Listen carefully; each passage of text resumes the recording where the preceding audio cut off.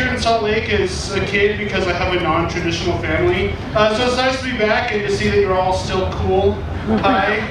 I'm going to do two pieces. The first one is called 100 Seconds. And it goes like this. It goes, have you ever heard the expression, minutes to midnight? It's a reference to the Doomsday Clock. The phrase was first coined by scientists working on the Manhattan Project, attempting to explode the first nuclear bomb. When they successfully detonated the first one, they set the clock to just 7 minutes to midnight. Midnight was meant to represent total apocalypse of the human race. So I was startled to discover that the Doomsday Clock has been set to just 100 seconds to midnight since 2020. And so I have to ask myself, what should I do with the last 100 seconds on the world? And so from 100 seconds to 75 seconds, I'm gonna smoke a cigarette. I don't actually smoke, but I read Kurt Vonnegut's memoir, An Formative Time in My Life, and in it he said that he smoked every day because the packaging promised it would kill him and he wanted to die.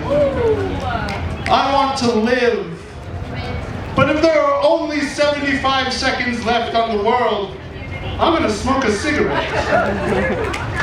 From 75 seconds to 50 seconds, I'm gonna watch a sunset.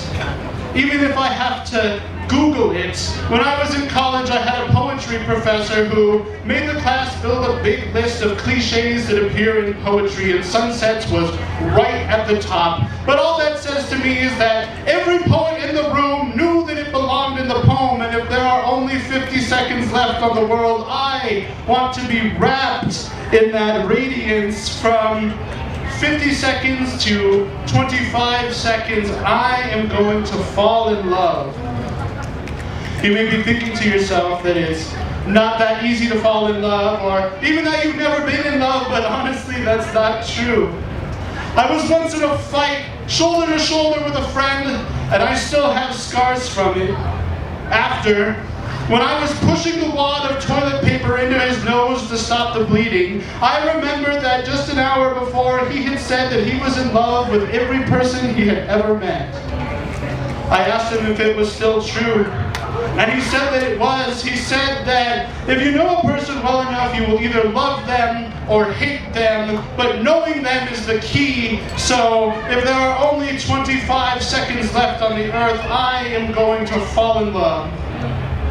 From 25 seconds to 0 seconds, I'm going to have a lot to do. I'm going to take all my pet peeves to the woods and set them free. I'm going to pull that thorn of hate from my side and cast it away. I'm going to stop drinking poison and hoping that my enemies die. I am going to forgive everyone, everywhere, everything.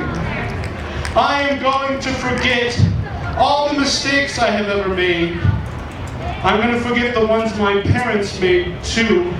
I am going to scream at the top of my lungs, and when the clock strikes midnight, I am going to die. Because every living thing has, does, or will